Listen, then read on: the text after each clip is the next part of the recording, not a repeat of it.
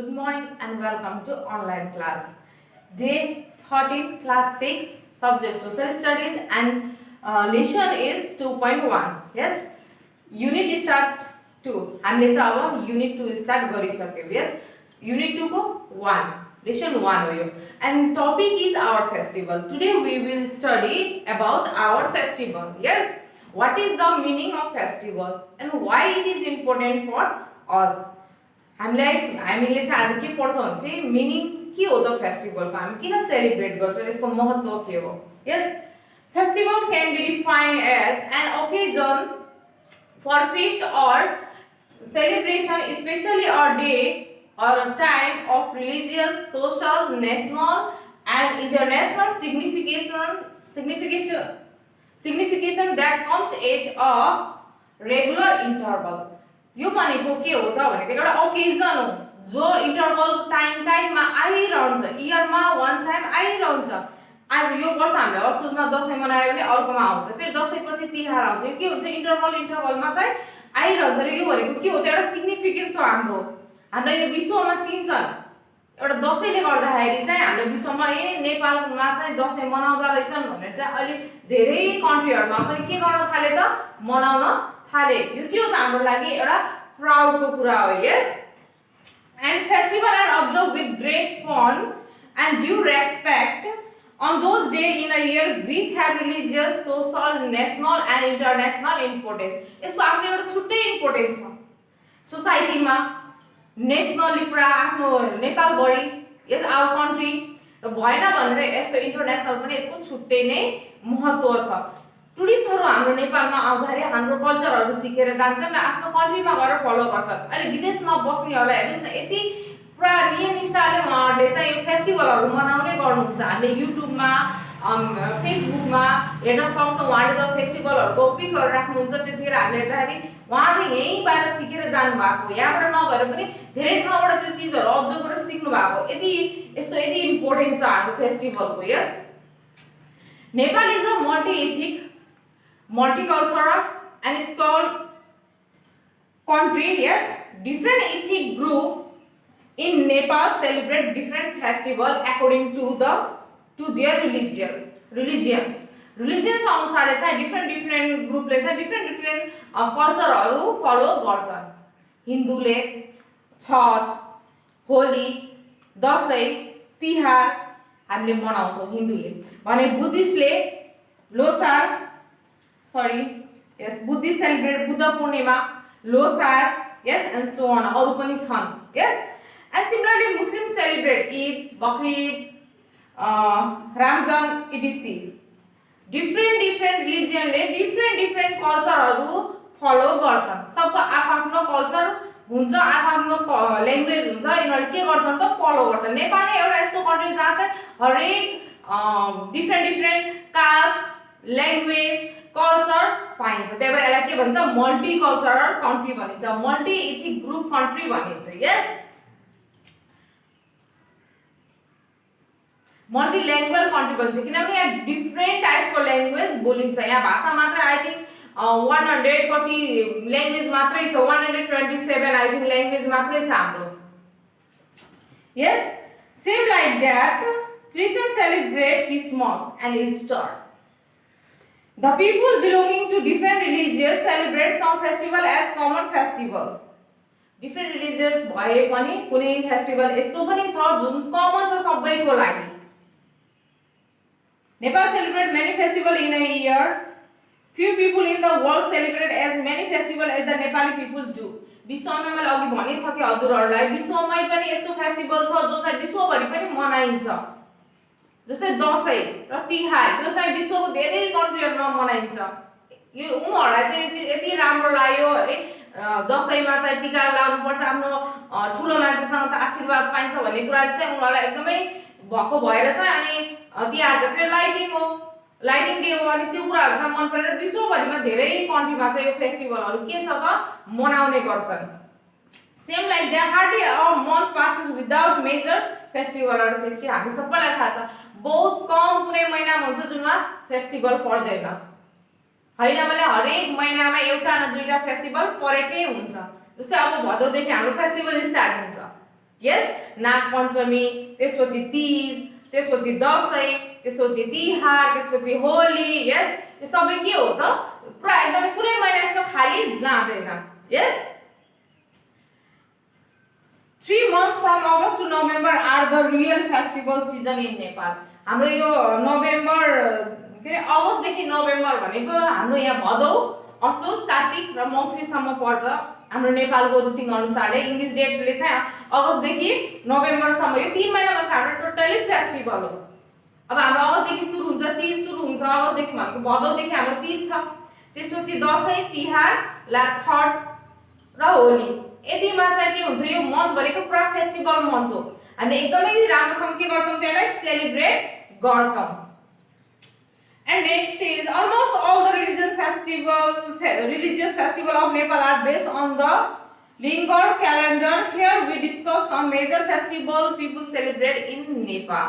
हामीले चाहिँ अब क्यालेन्डर अनुसारले हामीले चाहिँ आफ्नो फेस्टिभलहरु मनाउने गर्छौं। यस, र हामीले चाहिँ अब के मेजर फेस्टिभल जुन हामीले नेपालमा मनाउँछौं, एकदमै महत्त्वपूर्ण हाम्रो हिन्दू रिलिजनमा चाहिँ एकदमै इम्पोर्टेन्ट छ, त्यो चाहिँ हामीले अब यहाँ पर डिटेल स्टडी गर्छौं। त्यो के हो त, कसरी मनाउँछौं, त्यसमा त्यो दिनमा हामीले के गर्छौं भन्ने कुरा चाहिँ detail we will study about detail that is number 1 is Dashain. Dashain भनेको के हो त?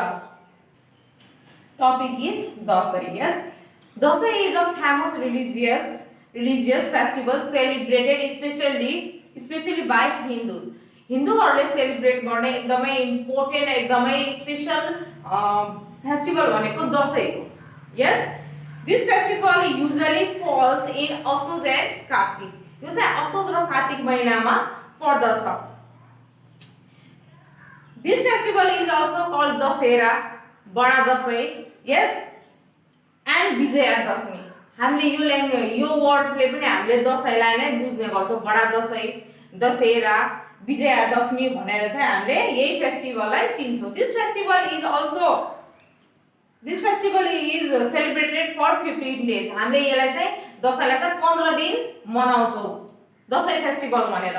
र before this festival is celebrated for of them 9 days are celebrated as preparation days before the day of Vijayadashami. Vijayadashami भन्दा 9 दिन अगाडिदेखि नै हामीले प्रिपेयर गरिरहेको हुन्छ। पुरा पूजा आज यो हो, भोलि यो हो गर्दै हामीले पुरा प्रिपेयर गर्दै बल्ल हामी लास्टमा के मनाउँछौं त? दशैं मनाउँछौं।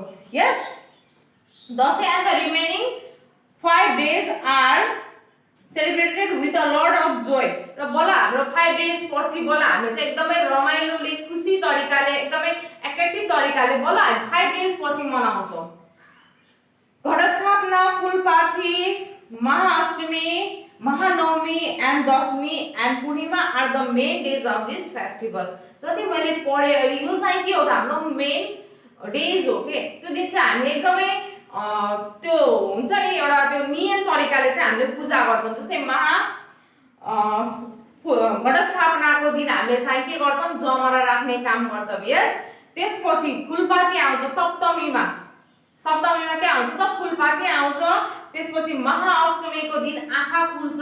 यस, एन्ड नवमीको दिन चाहिँ हामीले भाकल राखेको छौं भने हामीले काटमार गर्ने काम पनि गर्छौं। र दशमीको दिन चाहिँ हामीले टीका थाप्ने गर्छौं। र पूर्णिमाको दिन पनि हामीले टीका थाप्ने गर्छौं। किनभने हामीले बीचमा हामी कहीँ केही जान पाएनौं भने, लङ ट्राभल छ भने हामीले पूर्णिमाको दिन राखेर चाहिँ त्यो दिन अन्तिम दिन हुन्छ र त्यो दिन हामी के गर्छौं त? त्यो दिन पनि टीका थाप्छौं। Yes, the first day of Dashain is Ghatasthapana. पहिलो दिनलाई के भनिन्छ त? घटस्थापना भनिन्छ। Yes, jamara is germinated from grain on this day. पहिलो दिनलाई चाहिँ हामीले घटस्थापना भन्छौं र त्यो दिनमा चाहिँ हामीले के गर्छौं त? जमरा राख्ने काम गर्छौं। We worship Ganesh Durga from Ghatasthapana to Mahanavami. Yes, हामीले चाहिँ जमरा राखेको दिनदेखि लिएर नवमीसम्म हामीले दुर्गालाई चाहिँ के गर्छौं? हामी पूजा गर्छौं। Yes, Durga is considered as the goddess of victory.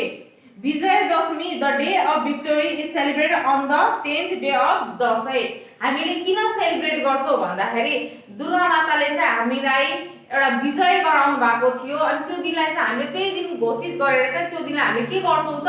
Dashami celebrate गर्छौं। र त्यो दिन नवमीमा हामीले काटमार गरेर दशमीको दिन पुरा सेलिब्रेट गर्छौं। यस, त्यो दिन चाहिँ हामीले मिठो मिठो खाने र नयाँ लुगा लाउनु पर्छ भन्ने के छ त हाम्रो चलन छ। This day was the day when Lord Rama got victory over Ravan and put tika on his forehead. यो दिनमा के भएको थियो त भन्दाखेरि रामले रावणलाई मारेका थिए र राम चाहिँ आफ्नो उसमा फर्केर राज्यमा फर्केर आउँदाखेरि उनको निधारमा टीका लगाइएको थियो। त्यही भएर चाहिँ त्यो दिनलाई चाहिँ हामीले विजयादशमी भनेर मनाउने गर्छौं र हामीले आफूभन्दा ठुलो को हातदेखि त्यो दिन के गर्छौं त टीका थाप्ने गर्छौं। त्यही भएर चाहिँ त्यो दिनलाई विजयादशमी पनि भनिन्छ। विजय भएर फर्केको भएर त्यो दिनलाई विजयादशमी भनिन्छ। We receive tika, jamara, yes, and blessing from our in-law on this day. People of some communities continue this process up to Purnima. Yes, हामीले त्यो दिनमा टीका थाप्ने गर्छौं आफूभन्दा ठुलो मानिसजनबाट। यस, अनि आशीर्वाद दिनुहुन्छ उहाँहरूले। यो चाहिँ दशमीदेखि लिएर पूर्णिमासम्म कतिपय कम्युनिटीमा कन्टिन्यू गर्छन् र कुनै कम्युनिटीमा फेरि दशमीको दिन र पूर्णिमाको दिन मात्र थाप्ने पनि गर्छन्। Kojagrat Purnima August on the last day of Dashain.